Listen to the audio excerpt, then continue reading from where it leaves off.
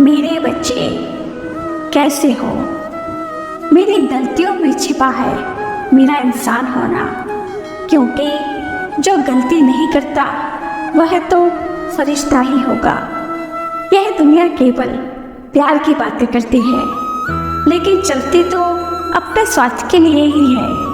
सड़क चाहे कितनी भी साफ हो, धूल तो उड़ती ही है, और इंसान चाहे कितना भी अच्छा हो, कभी ना कभी उससे भूल हो ही जाती है। दोस्तों, यह जानने के लिए हमें बहुत दूर जाना पड़ता है कि नज़दीक कौन है। किसी ने सही कहा है, आप लहजे में बात करते हैं तो इस लहजे से सुनने की हिम्मत भी रखिए। कभी कभी हम किसी के लिए उतने खास नहीं होते जितना हम सोचते हैं। यह एक कड़वा सच है, लेकिन इसे स्वीकार करना ही समझदारी है। एक गांव की एक बहू सफाई कर रही थी।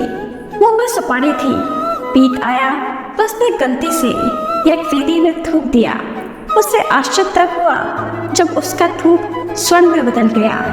अब तो वह प्रतिदिन जानबूझकर वेदी में थूकने लगी और उसके पास धीरे धीरे स्वर्ण बढ़ने लगा। महिलाओं में बात तेजी से फैलती गई, इसलिए कई और महिलाएं भी अपने अपने घर में बने या वेदी में थूक थूक कर सोना उत्पादन करने लगी। धीरे धीरे पूरे गांव में यह सामान्य चलन हो गया, सिवाय एक महिला के। उस महिला को भी अनेक दूसरी महिलाओं ने उकसाया, समझाया, अरे तू क्यों नहीं थूकती? जी, बात यह है कि मैं अपने पति की अनुमति के बिना यह कार्य हरगिज नहीं करूंगी, और जहाँ तक मुझे ज्ञात है वह अनुमति नहीं देंगे। किंतु ग्रामीण महिलाओं ने ऐसा वातावरण बनाया कि आखिर उसने एक रात डरते डरते अपने पति को पूछ ही लिया, खबरदार जो ऐसा किया तो यज्ञवेदी के थूकने की चीज है। पति की गरज तेजी से तेजाबनी के आगे बेबस वह महिला चुप हो गई। पर जैसा वातावरण था और जो चर्चाएं होती थी, उनसे वह साध्वी स्त्री बहुत व्यथित रहने लगी। खासकर उसके सोने गले को लक्ष्य कर अन्य स्त्रियां अपने नए नए कंठ हार दिखाती तो वह अंतर में खुलने लगी।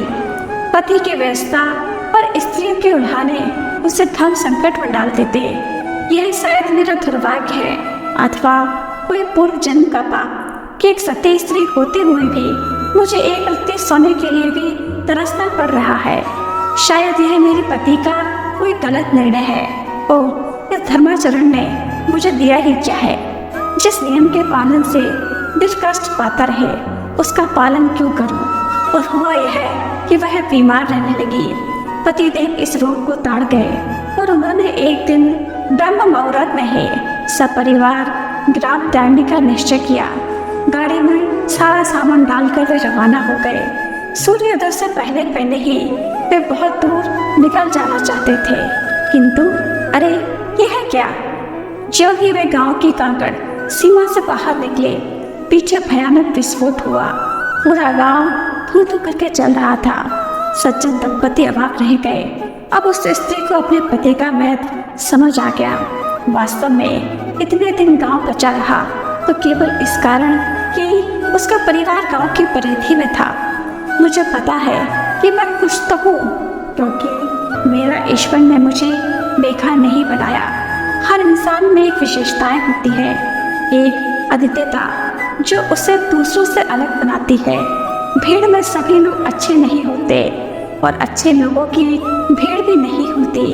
यह जीवन का एक कठोर सत्य है कि हमें अपने आसपास के लोगों की असलियत को पहचानने में समय लगता है। इस दुनिया में सबसे ज़्यादा सपने तोड़ने वाली बात यही है कि लोग क्या कहेंगे।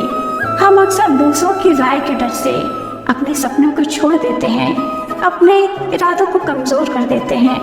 बड़ी मुश्किल से हमें यह समझ में आता है कि हम नासमझ हैं। सुखी जीव वही है जो अपने मन की सुनते हैं, जो अपने सपनों का पीछा करते हैं, भले ही दुनिया कुछ भी कहे।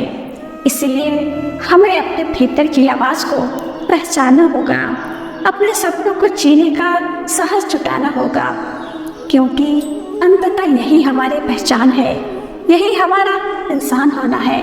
हम सभी में गलतियां हैं, लेकिन यही गलतियां हमें सिखाती हैं कि हमें मजबूत बनाती हैं। जीवन का असली संगीत इसी में है। मुझे पता है कि कुछ तो है, क्योंकि मेरा ईश्वर ने मुझे बेकार नहीं बनाया। हर इंसान में एक विशेषताएं होती है, एक अद्वितीयता जो उसे दूसरों से अलग बनाती है। भीड़ में सभी लोग अच्छे नहीं होते और अच्छे लोगों की भीड़ भी नहीं होती। यह जीवन का एक अनिवार्य सत्य है। हम सभी में अच्छाइयाँ और बुराइयों का मिश्रण होता की तरह जीवन भी एक सुर है, जिसमें हर एक नोट का अपना महत्व है। कभी कभी हमें जीवन के शुरू में धुनें मिलती हैं जो हमें खुशी देती है, और कभी कभी हम कुछ सुर हमें दुखी कर देते हैं। लेकिन यही तो जीवन का जादू है। हर एक अनुभव, चाहे वह अच्छा हो या बुरा, हमें कुछ सिखाता है। संगीत हमें एकजुट करता है, हमें जोड़ता है। जब हम किसी गीत को सुनते हैं तो हम उसके बोलों में अपनी भावनाओं को खोजते हैं।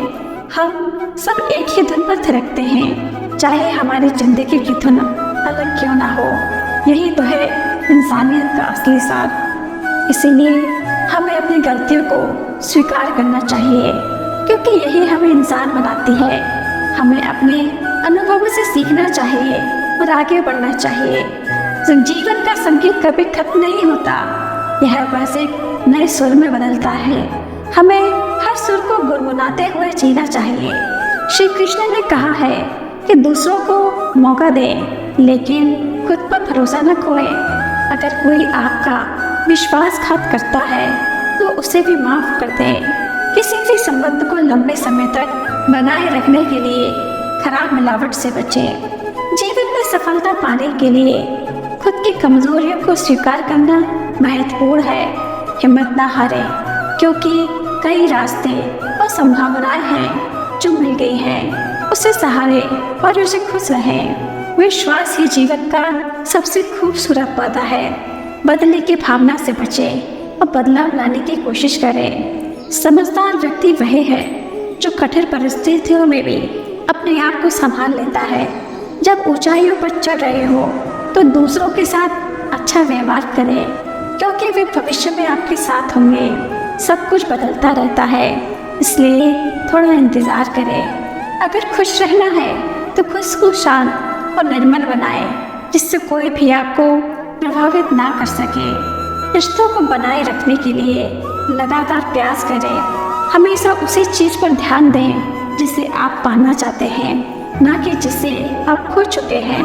कुछ लोग आपसे नफरत करते हैं क्योंकि आपकी बातें उन्हें कड़वी लगती हैं। साथ रहते हुए भी जो किसी को के हो गए हैं उन्हें दूर रहने दें। किस्मत केवल मेहनत से बदलती है, ना कि बैठकर सोचने से।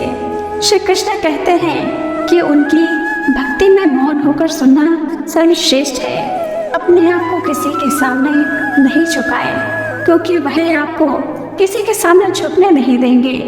छोटी छोटी बातों पर किसी की बुराई करना छोटे लोगों का काम है। धोखा देना और किसी के साथ अपनेपन का नाटक करना बहुत बड़ा धोखा है।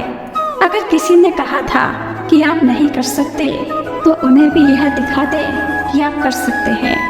मित्रता और संबंध दोनों जरूरी है, लेकिन कभी कभी अकेले रहना भी जरूरी हो जाता है। श्री कृष्ण कहते हैं कि किसी भी रिश्ते को अपनी मर्जी से नहीं जोड़ा जाता, क्योंकि ये ऊपर वाला तय करता है।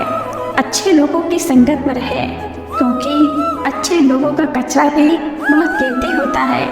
अगर आप किसी की गलत बात सुन लें तो उसे सुधारने में अपना समय बर्बाद ना करें। एक बार माफ करके अच्छे बन जाएं, लेकिन दोबारा उस पर विश्वास ना करें। जो आपके दर्द को समझते हैं वही असली लोग हैं। टूटे रिश्तों को बचाने के लिए क्रोध और इच्छाओं को नियंत्रित रखना जरूरी है। अब जो कर सकते हैं वह कोई और नहीं कर सकता। अतीत को अलविदा कहकर एक नए सफर की शुरुआत करें। रिश्ते और आत्मसम्मान का संतुलन बनाएं, जो आपका हर सुख तो समझ सके। क्रोध और गलती के समय संयम बनाए रखें। खुद से बहस करके अपने सवालों के जवाब पाएं। ना कि दूसरों से। अपने आप को ऐसा बनाए कि जहाँ भी जाए वहाँ प्यार और याद मिले।